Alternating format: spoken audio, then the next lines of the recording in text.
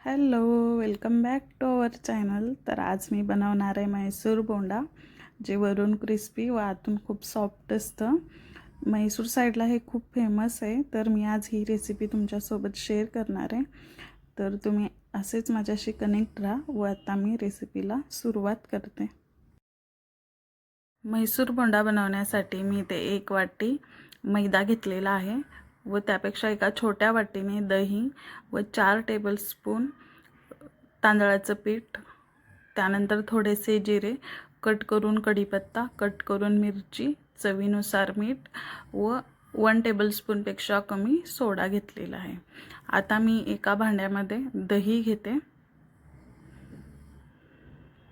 दह्यामध्ये आपण चवीनुसार मीठ ॲड करायचं व त्यानंतर आपण घेतलेलं 1 टेबलस्पूनपेक्षा कमी घ्यायचं सोडा.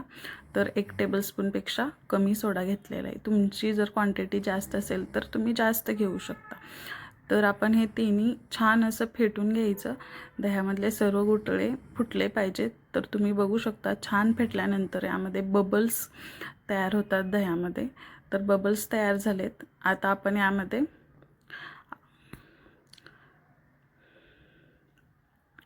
बबल्स तयार झालेले आहेत. आता आपण यामध्ये मैदा ॲड करूत. 1 वाटी मैदा ॲड केलेला आहे. त्यानंतर 4 टेबलस्पून तांदळाचं पीठ. आता मैदा व तांदळाचं पीठ छान असं यामध्ये मिक्स करून घ्यायचं. पाणी टाकायचं नाही, आधी दह्यामध्येच मिक्स करून घ्यायचं छान. तर त्यानंतर बघून थोडंसं पाणी ॲड करून आपण मिश्रण बनवून घेऊ शकतो. पण त्याआधी आपण दह्यामध्ये छान असं मिक्स करून घ्यायचं. तर इथं मी मिक्स करून घेतलेलं आहे. त्यानंतर यामध्ये आपण थोडंसं पाणी टाकून छान असं पीठ बनवून घ्यायचं. जसं आपण भजीचं पीठ बनवतो त्या पद्धतीने, किंवा त्यापेक्षा थोडंसं थिक, म्हणजे त्यापेक्षा थोडंसं घट्ट जरी बनवलं तरी चालेल. तर त्या पद्धतीने आपण थोडंसं पाणी टाकून हाताने फेटून घ्यायचं. छान असं हाताने फेटलं जातं.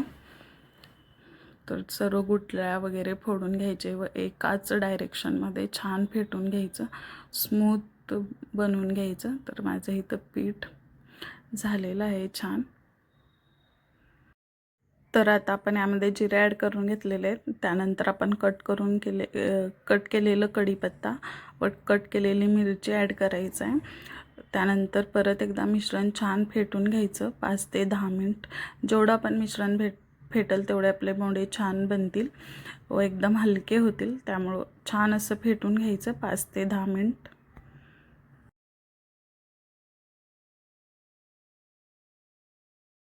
5 ते 10 मिनिट माझं फेटून झालेलं आहे. आता यावरती झाकून आपण 1 तासासाठी रेस्ट करण्यासाठी ठेवूत. आता 1 तास झालेला आहे. तर तुम्ही बघू शकता पीठ किती हलकं झालेलं आहे. छान असे बोंडे होतात, पण फेटणं गरजेचं आहे. तर त्यानंतर मी ते साईडला तेल पण गरम करत ठेवलेलं. आता तेलामध्ये आपण बोंडे तळून घेऊत. बोंडे तळून घेते. तर तेलामध्ये एक करून भजी आपण कसं सोडतो तसं थोडंसं गोल आकारामध्ये सोडायचं, म्हणजे बोंड्याचा आकार छान येईल.